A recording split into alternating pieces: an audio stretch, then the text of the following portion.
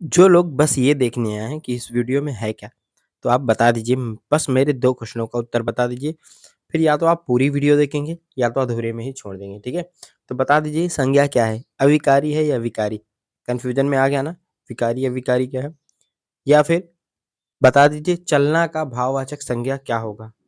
ये भी कन्फ्यूजन में आ गया, ठीक है? तो देखिए संज्ञा को भी आप हल्के में मत लीजिए, नई शुरुआत है, एकदम सब चीज़ें हम लोग को एक जगह पे कंटेस्ट करनी है ताकि आगामी जो पेपर होने वाले हैं, ठीक है? वो बढ़िया से जाएँ, हमारा कोई भी हिंदी का कोई भी सेक्शन छूटे नहीं। तो चलिए देखते हैं संज्ञा क्या है? दोस्तों संज्ञा क्या है? तो संज्ञा विकारी शब्द को कहते हैं, ठीक है? विकारी शब्द को कहते हैं जिससे किसी वस्तु, भाव, जीव के नाम का बोध हो, ठीक है? किसी का भी नाम हो तो वो क्या कहलाएगा? संज्ञा कहलाएगा, ठीक? वस्तु, स्थान, भाव किसी का नाम हो तो संज्ञा कहलाएगा। जैसे राम एक बुद्धिमान बालक है। इसमें बता दीजिए संज्ञा क्या है? राम एक बुद्धिमान बालक है। तो देखेंगे राम एक बुद्धिमान बालक है में राम भी संज्ञा है और बालक भी संज्ञा ही है, ठीक? यह किताब उसकी है, तो इसमें किताब क्या हो जाएगा? संज्ञा हो जाएगा। पीतल के बर्तन, तो पीतल क्या है? संज्ञा है। के बर्तन, बर में खाना खिलाओ, तो बर्तन भी क्या है? संज्ञा ही है, ठीक है? तो यानी नाम का भी कोई भी सेक्शन आ रहा है, तो वो संज्ञा के अंतर्गत आता है। तो देखिए, संज्ञा आप पहचान गए कि संज्ञा है क्या? अब संज्ञा के प्रकार कितने हैं, तो ये भी हम लोग देख लेते हैं। संज्ञा के प्रकार हैं 5 व्यक्तिवाचक, जातिवाचक, भाववाचक, समूहवाचक और द्रव्यवाचक। ये 5 प्रकार हैं। अगर पूछा जाए प्रश्न में कि संज्ञा के कितने प्रकार हैं, तो बता दीजिए 5 प्रकार हैं। आगे बढ़ते हैं, कुछ प्रश्न अंदर से भी पूछ लेते हैं। जैसे पूछ लिया कि भाववाचक संज्ञा की पहचान क्या है? या फिर द्रव्यवाचक संज्ञा क्या है या व्यक्तिवाचक संज्ञा क्या है? तो देख लेते हैं, 2 मिनट लगेगा, इसमें ज़्यादा समय नहीं लगने वाला। तो ध्यान दीजिए, व्यक्तिवाचक संज्ञा क्या है? किसी व्यक्ति का विशेष नाम, विशेष जगह, विशेष स्थान का कोई नाम है तो वो व्यक्तिवाचक संज्ञा कहलाती है। जैसे संध्या, रमेश, धर्मेश, सुरेंद्र, सचिन या फिर गीता, रामायण कोई इस तरह किसी जगह का नाम, कच्छ स्थान, कुछ भी नाम है, दिशाओं का नाम, नदियों के नाम, नदी नहीं नदियों के नाम, ठीक है? ये सब क्या है? व्यक्तिवाचक संज्ञा के अंतर्गत आता है। जैसे और नीचे हम थोड़ा-सा देखेंगे, जैसे विकास फुटबॉल खेलता है, तो विकास क्या हो गया? व्यक्तिवाचक संज्ञा के अंतर्गत आ गया, ठीक है?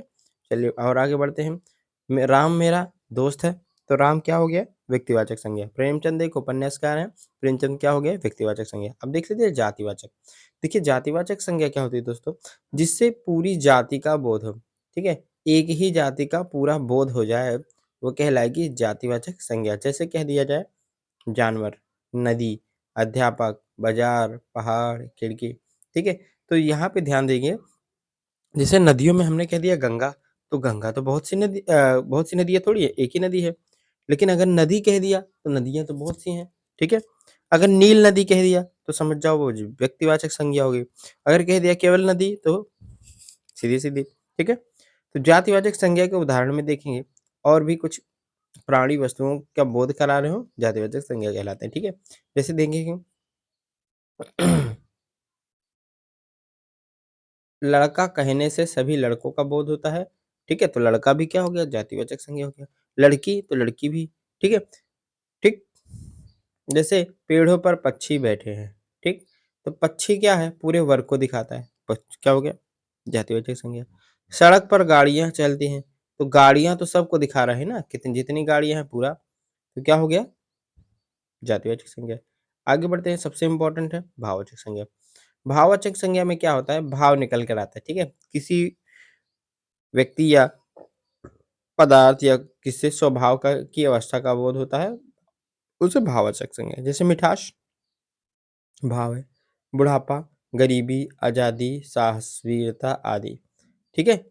चलिए देखते हैं इनके क्या उदाहरण हैं, ठीक? तो जैसे इम्पोर्टेंट टॉपिक ये है कि भाववाचक संज्ञा के उदाहरण जैसे उत्साह, ईमानदारी, बचपन ये भी हैं।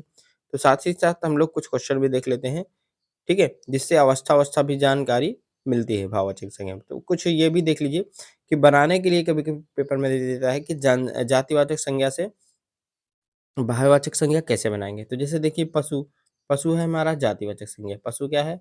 जाति। अगर पशु को हम जाति से भाव में बनाएंगे तो ता लग जाएगा, ठीक। पशुता, ठीक, भाव निकल के आ गया है। पात्र है, पात्रता, भाववाचक संज्ञा, ठीक है। बच्चा है, बचपन, भाववाचक संज्ञा। नारी, नारीत्व, तो लग गया भाववाचक संज्ञा, भाव देने लगा नारीत्व में, ठीक है। अब देखिए विशेषण से भाववाचक संज्ञा कैसे बनाएंगे। तो विशेषण जैसे एक है, एक विशेषता बताता है ना, तो एक विशेषण, विशेषण से एकता हो गया भाववाचक संज्ञा। मोटा से मोटापा, भाववाचक संज्ञा। पागल से पागलपन, भाववाचक संज्ञा, ठीक है। पागल विशेषण, विशेषण से भाववाचक संज्ञा किस तरह बनेगी। क्रिया से देखिए क्रिया से कैसे बनेगा। तो क्रिया से जैसे अभी मैंने कहा था चलना, ठीक है, तो चल भाववाचक संज्ञा हो जाएगी। खोजना, खोज। पीटना, पिटाई। बुलाना, बुलावा। कूदना, कूद, ठीक है। ये हो गया क्रिया से। वर्ब से क्या बनाना, क्रिया से आपका भाववाचक संज्ञा बनाना, ठीक है। बुढ़ापा, उढ़ापा, ये सब याद रखना। प्रेम, ये सब भाववाचक संज्ञा के अंतर्गत ही आते हैं।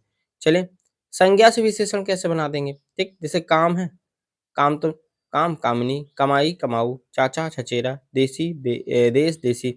क्रिया से जैसे कह दिया लूटना तो लुटेरा। पालना, पालतू। भूलना, भुलक्कड़। देखना, दिखाऊ। मतलब होता क्या है कि भाववाचक संज्ञा में भाव, देखिए देखना तो क्रिया हो गई, लेकिन दिखाऊ तो क्या हो गया, भाववाचक संज्ञा हो गई, ठीक। चलिए देखते हैं आगे। सर्वनाम से कैसे, जैसे अपना तो अपनापन। मम, मेरा, ममता।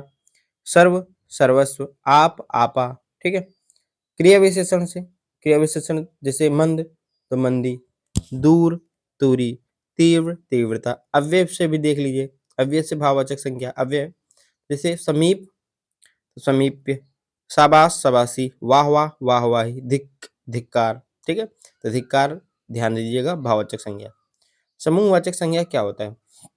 तो दोस्तों जहाँ पे आपको पता चले कि किसी समूह के बारे में बात की जा रही है, किसी भीड़ के बारे में, इकट्ठा कोई समुदाय की बात की जा रही है, वहाँ समूहवाचक संज्ञा होती है। जैसे जनता, तो यहाँ पे बहुत से लोगों की बात हो रही है, सभा बहुत से लोग हैं, ठीक है। कोई इस व्यक्ति का समूह, गुच्छा, मंडल, पुलिस, आर्मी, भीड़, ये सभी क्या है, समूहवाचक संज्ञा के उदाहरण है। जहाँ इकट्ठा चीज हो वो हो जाएगा समूहवाचक संज्ञा। ध्यान दीजिए द्रव्यवाचक संज्ञा, किसी भी ठोस, द्रव, गैस, ठीक है, तरल पदार्थ आदि का जिसे द्रव्य का बोध हो उसे हम द्रव्यवाचक संज्ञा कहते हैं। जैसे पीतल, सोना, तांबा, लोहा, ठीक है, लकड़ी, ये सब क्या हो जाएगी, द्रव्यवाचक संज्ञा हो जाएगी। तो चलिए बढ़ते हैं, मिलेंगे आपसे नेक्स्ट वीडियो में, तब तक के लिए जय हिंद, जय भारत।